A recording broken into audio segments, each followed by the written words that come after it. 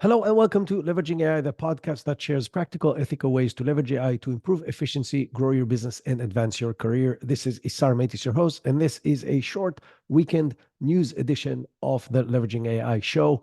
Every single week, there is a lot to talk about, especially that last week. I didn't really focus on the news, but more focused on the MIT conference that I was in. This episode includes some very important things you need to know, including some really scary stuff coming from the CEO of Anthropic, which is the company behind Claude, and that's at the end of the episode. But let's get started. Stanford University has released their AI Index report, and in this report, they're covering multiple aspects of what they're seeing in the AI world. And I will give you just the headlines, but I will link to that report in the show notes so you can go and check it out and read all the details. It's a very interesting report. I would say there's nothing surprising, but a lot of good and useful information. So the first thing that they're mentioning is that there's a huge surge in AI research, which means that we're going to continue seeing ongoing innovation and improvements in everything AI because so many people are investing in deep research on these topics. They're tying this together with the rise in private investment. So more and more money is funneled into AI related initiatives from the private sector, which obviously fuels both the business aspect of this as well as the technological and research side of things. The study also mentions notable expansions of AI applications in healthcare, both in research as well as actual applications, which hopefully will lead to better treatments and maybe cures to diseases that we don't have solutions for right now. More about this particular topic is going to be later in the episode when we talk about the partnership between OpenAI and Moderna. They also talk a lot about the increasing dialogue about AI ethics and regulations in governments and what are the current limitations and how that might affect compliance and acceptance in the future. A lot more about that later in the episode across several different aspects of what's happened this week. And the last thing, they talk a lot about employment and the impact on employment. They're saying that AI could automate a lot of tasks, which is going to impact employment in multiple sectors. They're also talking about the fact that AI skills are in very high demand, and that people who will reskill and improve their abilities in AI will dramatically increase their chances of keeping their jobs and making a lot more money in the near future and in the later future. Overall, again, nothing really surprising and very much supporting of the fact that if you want to secure your financial future, you better invest in AI learning. I'm actually releasing an episode in a couple of weeks that talks about various ways to train yourself and other employees in your company. So look for that episode in about 2 weeks' time. Now, speaking about potential impact on workforce and things that we're doing today and how they're going to change, The Information, which is an amazing online magazine that you can sign for 30 something a month, and it's worth every penny. They're literally releasing the best, most relevant information right now on multiple topics, including AI. They wrote an article about the coming future with agents. And what they're claiming is that Microsoft, together with OpenAI and Google DeepMind, are preparing AI agents designed to automate complex tasks for both enterprise and consumer applications. The idea is that these agents, which we talked about in the past, can be given a task and then on their own define the subtask that needs to be done, assign it to other agents, and go through the entire task from research to analysis to implementation and execution of these tasks that could be highly complex and could be across multiple aspects of the business, from marketing to sales to HR and so on. On the consumer side, these things could research vacation and book your travel and accommodation and so on. Basically, any task we have can be automated with these bots. They're talking about a major shift in the AI industry as a whole. So the leading organizations who are developing AI solutions are shifting from focusing on RAG, which is retrieval augmented generation, basically the chatbots that we know, to autonomous agents that can actually take actions in our world and do tasks for us. They're all working towards that. And the first signs of it will probably be released either later this year or in 2025. So the very near future, and the implications of that on the workforce and on the world that we know are profound. And I don't think anybody knows exactly what they're going to be, but that's the direction that everybody's pushing towards very aggressively. On the flip side of very advanced large language models, there is also a push to generate small models that can do some things very well. One of these new models is a model that was just released by Microsoft. They call it Phi-3 Mini. It only has 3.8 billion parameters, which is relatively small to all the latest models that were released. But despite that, they are claiming that it's as good as GPT 3.5, which has significantly more parameters. Nobody knows exactly how many because OpenAI never said, but it's at least an order of magnitude bigger. Now, the interesting thing is how they trained this model. So they trained this model on a unique quote unquote curriculum that is inspired by the way children's learn using bedtime stories. What does that mean? It means that they have used a different large language model to write simplistic versions of the reality. So significantly less vocabulary, shorter stories, shorter sentence structures, as if they're writing it for kids. And they used that data to train Phi-3 Mini, which is apparently doing very well. They're also planning releasing two larger models. One is going to call small with 7 billion parameters, and one's going to call medium with 14 billion parameters, and expanding the different capabilities so people can choose the right model for the right task. Same thing are done by Google and Anthropic and Meta that are also developing their own smaller models. So I think in parallel to the progress that we're seeing to push the envelope on the large language models and agents, as I mentioned earlier, we're also going to see more and more smaller models that provide cost-effective solutions for specific tasks. Boston Dynamics may be the most advanced robot company in the world, even though there's a lot more competition happening in the past 6 months.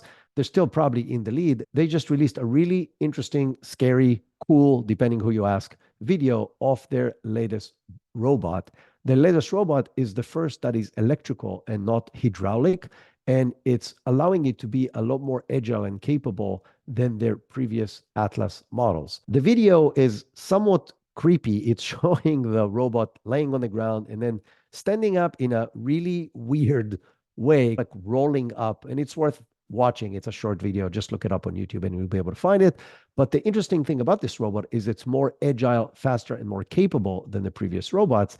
And the company that owns Boston Dynamics, which is Hyundai, already announced that they're planning to test these robots as part of their automotive production lines over the next few years. So this is turning from, oh, this is a cool toy, I wonder what we're going to do with this, to something that's actually going to change production lines. And then as these things become cheaper, probably day-to-day work at our house and hospitals and so on. So expect to see these humanoid robots pop up in different places, probably within this decade. Now, the company that used to own Boston Dynamics and probably regretting selling it is Google. So Google used to own Boston Dynamics and they don't anymore, but they have released two very interesting resources that I recommend you all check out. One of them is a blog series that's called Prompting Guide 101. It's an ebook that can help you understand how to write prompts better. Nothing out of the ordinary or surprising. It breaks everything into 4 standard parts formula. The first one is persona. What's the role that the AI needs to play? The second one is the task. What does the agent needs to do? The third one is the context, basically providing information and examples to carry the task. And the last thing is the format. This is something that I teach in details in my courses, but this free resource from Google that is like 45 pages long can help you understand because they're giving a lot of examples for various types of aspects of the business, from marketing to customer service and things like that. So definitely worth checking out. In parallel, Google just released a course that they're calling AI Essentials, and you can take that course on Coursera for $49. Now, the course helps business people understand on how to develop ideas and content, how to make informed decisions using and analyzing your existing data, and how to speed up your existing daily tasks and make them more efficient. Things like drafting emails and summarizing documents and so on. I haven't taken the course yet, but I'm planning to do so before. So if you want a professional opinion on what is the course and how much it's worth, I promise to give you a quick summary once I finish taking the course. It's a self-paced course, as I mentioned, on Coursera. I teach courses myself. My courses are taught by me, so they're not self-paced. They're either in person for a specific company on location, or they're online on Zoom, and they are 8 hours of frontal courses. So I'm very curious to see what Google is sharing on their course. So as I mentioned, I'm planning to take the course and share with you all of my findings. Now, since we're on the topic of Google, DeepMind, which is Google's AI research arm, has made big progress in researching the learning capabilities within prompts in large context window models. So as we shared in the previous episode, Google Gemini Pro 1.5, which does not run their regular models, you can find it on their testing environment, again, open and free to the public, has a 1 million token context window at a very high level of accuracy of retrieving information from that context window. They're claiming in 97. So what they found is that the more examples you give these models, the better the results are going to be. And when they're talking about lots of examples, they're talking about hundreds of thousands of tokens of examples as part of a single prompt will get you significantly better results than if you just give it no examples or just a few examples. Now, again, that's something that I'm teaching in my course, the fact that giving examples to these models are dramatically improving the results of the tasks, but I've never actually pushed it to anything close to what they're talking about.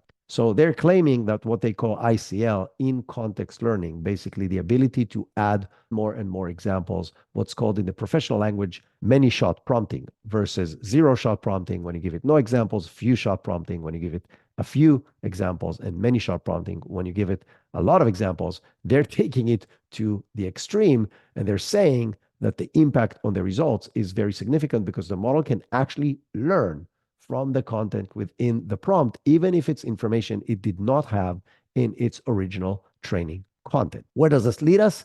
Based on the fact that probably all the models are going to push the boundaries of these context windows and potentially even create a situation where it's a rolling context window that is basically endless, we will be able to train models, quote unquote, on the fly per our needs by drafting these really long prompts. And we can probably use the models themselves to create the examples based on data we already have. So think about allowing the model to have access to your data on your cloud and then asking it to create a very long prompt that will create these examples in order to create better results. That's probably the direction that this is all going. Another interesting release this week comes from Adobe. So Adobe released Firefly 3. Firefly is their AI image generator and AI image modification tool that they have released a while back, and they just released version number 3. It is available as part of the Photoshop suite and also on the Firefly web app that is free. They are claiming that it has improved understanding of complex prompts and scenes, enhanced lighting and text generation capabilities, superior rendering of typography and photography, and so on and so forth. So a much better model. I've done some testing comparing it to Midjourney. I must admit, I still like Midjourney's results better, but it's definitely a big improvement over the previous Firefly models. The biggest benefit of Firefly versus Midjourney is the fact that the Firefly content is based on images that Adobe owns the rights to, meaning it was trained on information that doesn't infringe on any copyright material, at least maybe, because one of the pieces of content it's trained on per them is AI generated images, which they do not say what was the training information used to create those AI generated images, which to me means we are data laundering some stuff that we're not allowed to use, just like everybody else. But instead of just using that to train the model, we use that content to create AI images that then we use to train the model. Now, Adobe's Firefly generation capabilities are in the same pricing that were before, even though the model is upgraded, and it's going to cost you $4.99, basically $5 a month to do that, significantly cheaper than the other paid models, such as Midjourney. That being said, as I mentioned, I still like Midjourney's results better. Obviously, we cannot do one of those news episodes without talking about OpenAI. The really interesting news about OpenAI this week is that they have shared that they have a partnership with Moderna. Moderna is obviously one of the most advanced medicine companies in the world. They're the company that has led the development of the COVID vaccine based on the mRNA mechanism. And in their partnership with OpenAI, they're saying that they're going to deploy OpenAI Enterprise across the entire organization, empowering every function in their business. Moderna's CEO, Stefan Bancel, said that he believes that ChatGPT and OpenAI's work will change the world and that it pushed them to reevaluate the entire business process and reimagine it with AI in mind. Their goal is to achieve 100% adoption and proficiency of AI in the entire company, in every single department, in just 6 months. To do that, they've developed transformational programs that combining individuals and collectives and structural change management initiatives, including training and internal champions and leadership engagement. This is obviously a very aggressive step forward, but I think we will see more and more companies go down that path once they understand the power and the transformational opportunity that AI represents to specific industries. Definitely medical development is one of them, but there's many others. And companies who will figure it out and will invest in transformational change and literacy of AI to their employees will come up ahead of everybody else in their industry. To give you a quick example what this looks like, within just 2 months, Moderna employees has developed 750 GPTs, which are mini automations that you can build on the paid version of ChatGPT. So 750 of them was built in just 2 months to automate various processes in Moderna. Another company that we talk about a lot is Perplexity. As I mentioned several times before, Perplexity is as if Google search and ChatGPT would have a really beautiful baby. So it combines the best of both worlds of being a large language model as well as a search engine.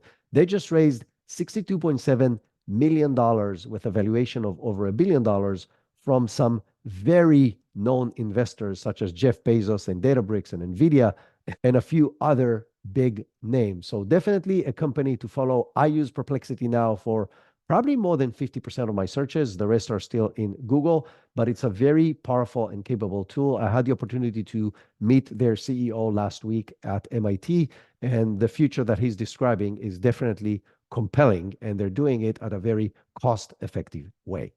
And the last but very big and exciting, troubling piece of news from this week comes from an interview that Ezra Klein from the New York Times has held with Dario Amodei, the CEO of Anthropic, the company behind Claude. In this interview, which I highly recommend you listen to, it's on Ezra's podcast, he talks about multiple topics. He's talking about the fact that AI capabilities are exponentially improving and that major breakthroughs are expected in the very near future. He talks about the laws of expansion that he has found very early on when he was an employee, one of the first employees of OpenAI. He was part of the team that developed the first GPTs before he left to start Anthropic. And what he's saying is that it was very obvious to them very early on that the more compute and the more data you're going to give the models, the better they're going to get without any clear leveling off of that scalability. To put things in perspective, he's saying that the first models that they were training cost them about $10,000 to train, and that the model that Anthropic is training right now, which is probably Claude 4 because it just released Claude 3, is going to cost them $1 billion. And that the next model that they're probably going to train after that is probably going to cost them $3 to $5 billion to train. And he still believes that this exponential growth is possible if you're adding more compute and more data to these models. They're going to keep on getting better. He's also talking about the research that they've done on how persuasive these models can be in swaying people's opinions.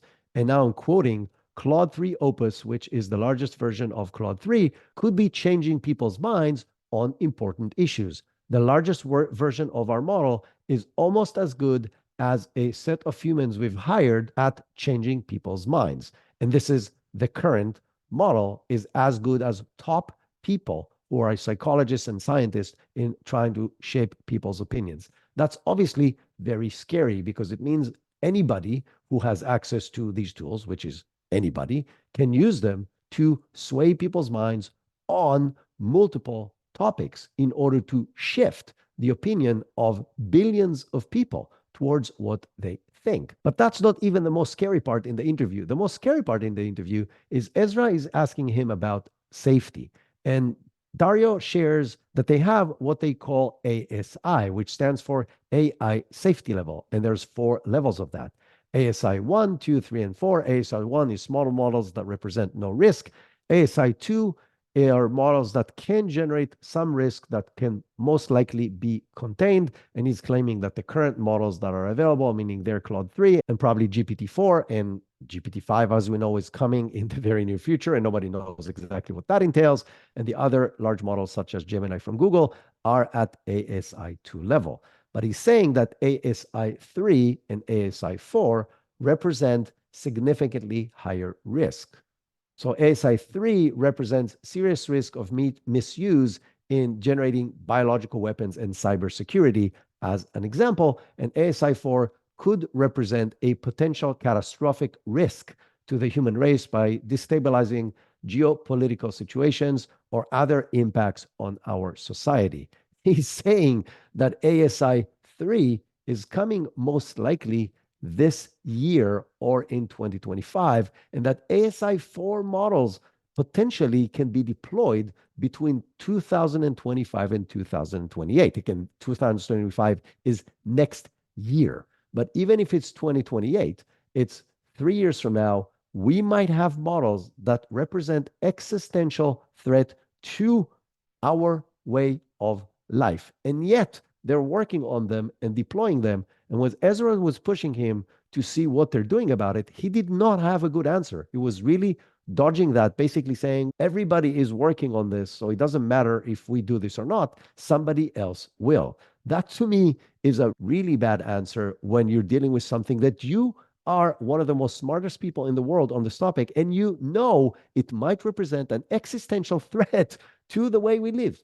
I'm sad that I have to end on this not very positive note, but this definitely should ring every alarm in every government or international body like the UN to start taking a lot more serious actions to put controls on what can and cannot be released. And maybe it's okay to develop these kind of tools in closed labs that are very well secured, just like biological weapons are developed today. There are labs that are doing really crazy things behind closed doors that nobody has access to other than very few individuals. And it's under very close monitoring from different safety agencies. And the reason to develop them actually makes more sense than these biological researches because it can also generate a lot of benefits to humanity. But I think releasing those things to the wild are nothing short of irresponsible and stupidly dangerous. And I really hope that governments and, like I said, large international groups, and hopefully in partnership with all the leading teams that are developing these things, to cap the capability of the models that are going to be released into the wild. That's it for this week. We'll be back on Tuesday with an amazing episode on how to create advanced and extremely capable automations within your business. If you find this episode or this entire podcast helpful, please rate us on your favorite podcasting app. Yes, pull your phone right now. Yes, right now, as you're listening, pull up your phone and rate us on your favorite app and share it on your favorite platform with other people to benefit from it as well. That's it for today. And until next time, have an amazing weekend.